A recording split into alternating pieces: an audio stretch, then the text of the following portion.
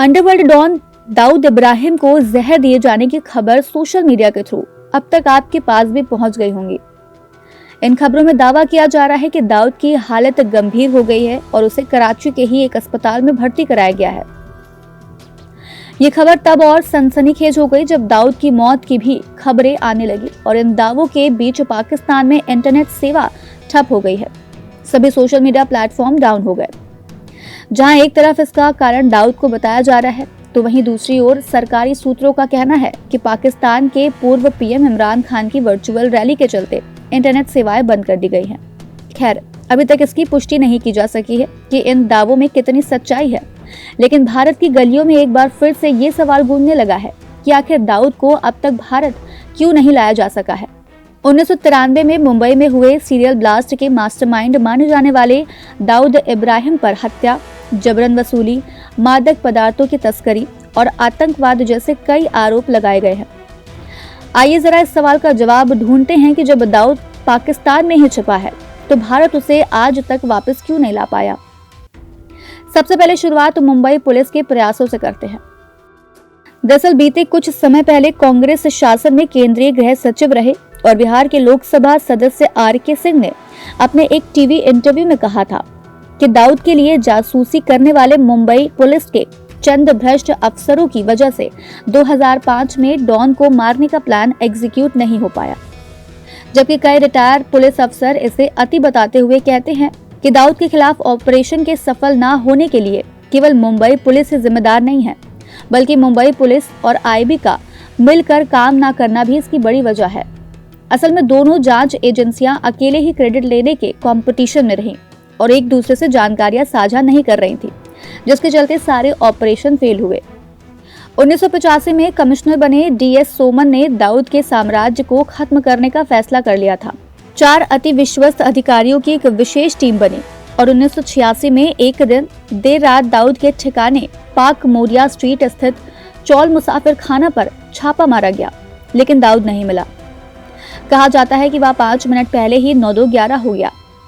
सोमन ने आपात बैठक में पूछा, इतनी पुख्ता जानकारी के बावजूद दाऊद पकड़ा क्यों नहीं गया? क्या पुलिस के बेहद भरोसेमंद लोग दाऊद के हमदर्द या मौलवी हैं, या क्या उसके पास मुंबई पुलिस में हर स्तर पर जासूस है? इस तरह से हर असफल प्रयास के बाद पुलिस और डॉन में लिंक होने की संभावना जताई जाती रही है। अब जरा एक लेवल पर ऊपर जाकर सरकार के प्रयासों पर भी नजर डाल लेते हैं। ऐसी जानकारी मिलती है कि साल 1994 में रॉ ने दाऊद को खत्म करने की 2 बार कोशिश की थी, लेकिन दोनों बार नरसिंह राव सरकार ने प्लान को वीटो कर दिया था। साल 2017 में देश के प्रतिष्ठित लॉयर राम जेठमलानी ने भी ये बयान दिया था कि 1993 में मुंबई के सीरियल बम ब्लास्ट के बाद दाऊद इब्राहिम ने उन्हें फोन करके सरेंडर करने की बात कही थी। साथ ही ये शर्त भी रखी थी कि उसके सरेंडर के बाद उसके साथ 3rd डिग्री टॉर्चर का यूज नहीं किया जाएगा। जेठमलानी जी ने इसकी जानकारी वर्तमान सरकार के कार्यरत मंत्री शरद पवार के सामने भी रखा था, लेकिन पवार जी ने उसके प्रस्ताव को सिरे से खारिज कर दिया था। इस इनकार के बाद सबसे पहला सवाल यही उठा था कि ऐसी कौन सी वजह थी जिसके चलते सरकार ने ये प्रस्ताव खारिज कर दिया। कयास ये जताए जा रहे हैं कि दाऊद के भारत लाने या समर्पण की खबर से आज भी कई पॉलिटिशियन और दूसरे सरकारी लोग इसलिए टेंशन में आ जाते हैं क्योंकि उसके यहाँ आने से शायद उनके और दाऊद के लिंक सबके सामने खुल सकते हैं और वो मुश्किल में पड़ सकते हैं। वैश्विक लेवल पर जाकर देखें तो अंतर्राष्ट्रीय स्तर की एजेंसियां भी दाऊद पर कंट्रोल नहीं कर पा रही हैं।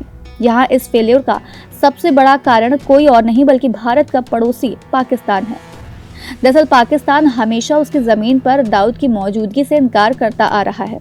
केंद्रीय गृह सचिव वी.के. दुग्गल बताते हैं कि हमने कई मौकों पर दाऊद इब्राहिम और उसके गिरोह के कुछ सदस्यों के प्रत्यार्पण की मांग की है। हमने उसके पाकिस्तान में होने के पर्याप्त सबूत दिए हैं।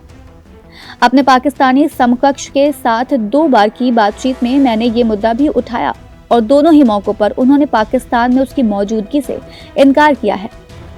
अब इस तरह से बिना पाकिस्तान की मदद के भारत समेत इंटरनेशनल एजेंसियां भी दाऊद पर शिकंजा नहीं कस पाएंगी। पूर्व सीबीआई निदेशक यूएस मिश्रा बताते हैं कि अंतर्राष्ट्रीय एजेंसी एक प्रवर्तन निकाय नहीं है, बल्कि सिर्फ एक सुविधा प्रदान करने वाली संस्था है। इस तरह से इंटरपोल के पास किसी भी देश में घुसकर गिरफ्तारी करने का अधिकार नहीं है, जिसका सीधा मतलब है कि अगर पाकिस्तान अपना इनकार कार्ड ही खेलता रहेगा तो वास्तव में भारत सहित अन्य देश कुछ नहीं कर सकते हैं। खैर, इसके बाद भी भारत के हाथ कुछ सफलताएं लगी हैं। जैसे साल 2003 में अमेरिका ने दाऊद इब्राहिम को आतंकवादी समर्थक के रूप में नामित किया था, जिसके परिणाम स्वरूप अमेरिका के भीतर उसकी किसी भी संपत्ति को जब्त कर लिया गया और अमेरिकी नागरिकों के साथ लेन देन पर भी रोक लगा दी गई। इसके अलावा भारतीय सुरक्षा एजेंसियों ने इंटरपोल संयुक्त राष्ट्र सुरक्षा परिषद विशेष नोटिस पर दाऊद को एक खतरनाक अंतर्राष्ट्रीय अपराधी के रूप में दर्ज कराया, जिसके बाद इंटरपोल के सभी 184 सदस्य देशों पर उसकी सभी संपत्तियों को जब्त करने, पूर्ण यात्रा प्रतिबंध और हथियार प्रतिबंध लगाने की दिशा में काम करने का दायित्व है। संयुक्त राष्ट्र यानी यूनाइटेड नेशंस ने भी दाऊद इब्राहिम को ग्लोबल आतंकवादी घोषित किया था।